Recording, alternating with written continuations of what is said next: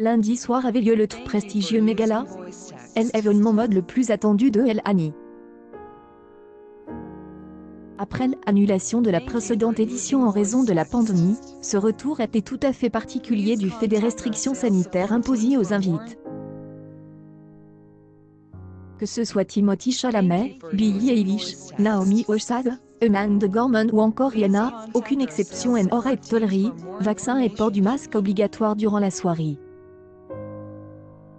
Toutefois, ces règles sanitaires viennent s'ajouter à la pléthore de restrictions qui s'imposent déjà à toutes celles et ceux qui ont eu l'honneur de recevoir une invitation pour se rendre à cette soirée recueillie comme du papier à musique par Vogue et la redoutable Anna Wintour.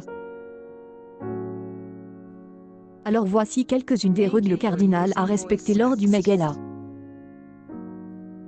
Tout d'abord, si les invités du Megala peuvent garder leur téléphone sur eux, il leur est en principe interdit de le sortir. Le staff de l'événement veille donc au grain pour éviter que les smartphones envahissent les photos et captent l'attention des invités. Un moyen également de dissuader les amateurs et amatrices de selfies, qui sont également proscrits, afin de maintenir le secret sur les coulisses de l'événement.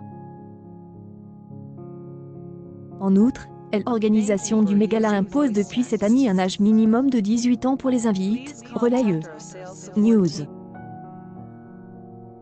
Comme on pourra s'en douter, il faut avoir un portefeuille bien garni pour répondre positivement à l'invitation. Tandis que le ticket d'entrée s'élève à 30 000 $, comptez de 175 000 $ pour une table lors du dîner.